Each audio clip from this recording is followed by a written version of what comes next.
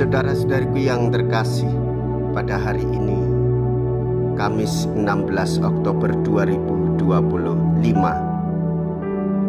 saya Romo Siga dari Gereja Katolik Santo Fransiskus Xaverius Pacitan. Dalam nama Bapa dan Putra dan Roh Kudus. Amin.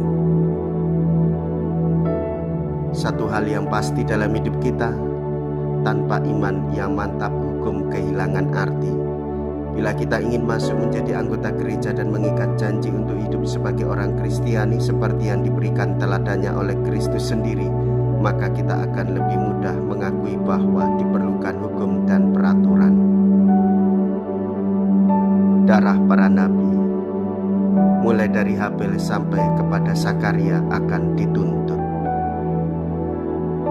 Mea culpa, mea culpa, mea maxima culpa. Saya berdosa, saya berdosa, saya sungguh berdosa. Semoga Allah yang Maha Kuasa mengasihani kita, mengampuni dosa kita, dan menghantar kita ke hidup yang kekal. Amin. Marilah kita berdoa. Allah Bapa kami, sumber iman kepercayaan, kami telah Kau anugerahi iman dan Kau perkenankan ikut serta dalam Roh-Mu.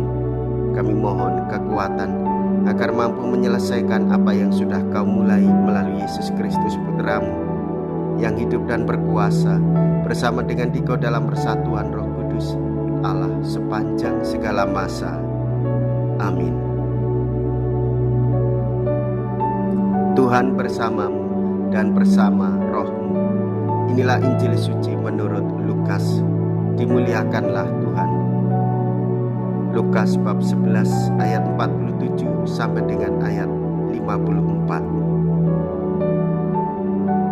Sekali peristiwa, tatkala duduk makan di rumah seorang Farisi, Yesus berkata, "Celakalah kalian, sebab kalian membangun makam bagi para nabi, padahal nenek moyangmu lah yang telah membunuh mereka.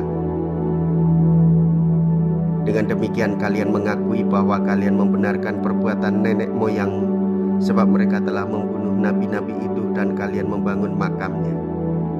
Sebab itu hikmat Allah berkata, Aku akan mengutus kepada mereka nabi-nabi dan rasul-rasul, tetapi separuh dari antara para nabi dan para rasul itu akan mereka bunuh dan mereka aniaya.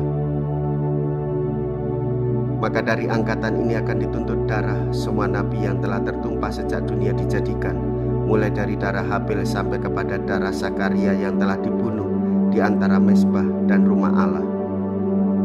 Bahkan aku berkata kepadamu, semuanya itu akan dituntut dari angkatan ini. Celakalah kalian, hai ahli-ahli Taurat, sebab kalian telah mengambil kunci pengetahuan. Kalian sendiri tidak masuk ke dalamnya, tetapi orang yang berusaha masuk kalian halang-halangi." Dan setelah Yesus berangkat dari tempat itu, para ahli Taurat dan orang Farisi terus-menerus mengintai dan membanjirinya dengan rupa-rupa soal. Dengan itu mereka berusaha memancingnya, supaya mereka dapat menangkapnya berdasarkan sesuatu yang diucapkannya. Demikianlah sabda Tuhan.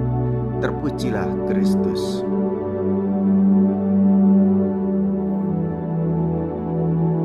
Saudara-saudariku yang terkasih,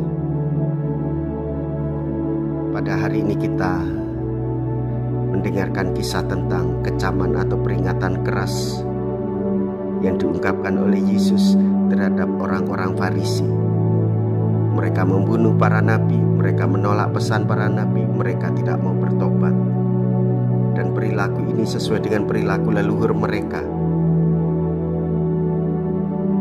Mereka juga tidak percaya, mereka menolak bahkan menyingkirkan Tuhan Yesus.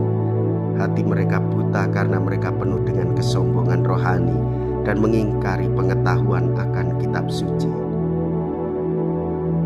Hendaklah kita sebagai orang beriman senantiasa rendah hati,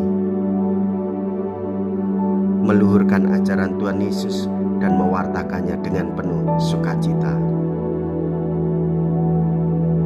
Marilah kita berdoa. Allah Bapa kami yang Maha Kudus, ajarilah kami mendengarkan sabda Putra-Mu dan mengalami benar-benar bahwa Engkau sendirilah yang sebenarnya berbicara kepada kami, sebab Dialah Tuhan dan pengantara kami. Amin. Tuhan beserta kita, sekarang dan selama-lamanya. Semoga Allah yang Maha Kuasa memberkati saudara sekalian, Bapa dan Putra dan Roh Kudus. Amin. Saudara-saudariku yang terkasih, pergilah, ibadah sabda sudah selesai. Syukur kepada Allah.